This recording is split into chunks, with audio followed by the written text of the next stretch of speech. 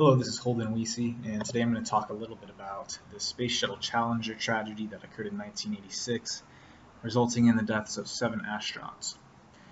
What could NASA have done differently? Well, in hindsight, they could have done a lot. It sounds like the company lacked an emphasis for safety and a and totally disregarded Roger Boys-Jolly's concerns and launched the shuttle in favor of getting it into space and getting the reward of doing so. Um, so let's talk about Roger Boys-Jolly. So he discovered that the O-rings on the boosters were faulty in cold weather. They would fail to expand. The rubber would fail to expand and create a seal. He discovered this conclusively and scientifically through his own research, and then with the aid of a task force, he did that. He repeatedly advised against the launch on cold weather. On the day of the launch, he advised against it. However, there was a lot of pressure, or at least there was a lot of disagreement about whether they should launch on the day of, and ultimately it was launched, resulting in the tragedy.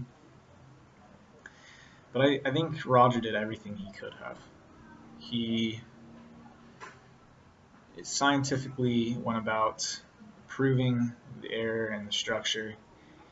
He went through to his managers, he went through to everyone he could and shared his concern and his research, and that was ignored. So I really think he did everything he could. I think he was a very honest and integral man. However, NASA, these supervisors were not. They were more concerned about their own priorities, which proved to be catastrophic. What could be done differently in the future? I think there needs to be a greater emphasis on ethics as well as safety. I think there was pressure from the top that trickled down and seemed somehow took greater priority than the safety of these astronauts and the safety of the operation.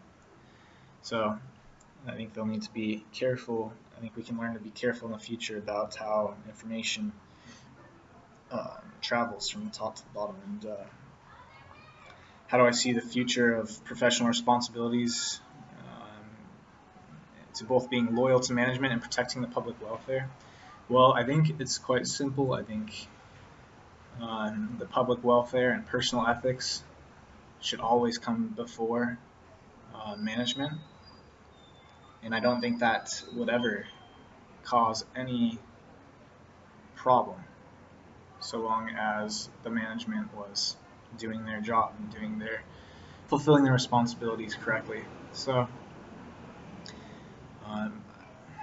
if everybody at NASA, if these supervisors were more like Roger was, then there wouldn't have been the issue. If there was, I don't know, it seems in hindsight to be so ridiculous that it even occurred. So in the future, a focus on ethics and a focus on safety would really be the greatest preventative cure to all these issues. So those are just some of my thoughts. Thank you.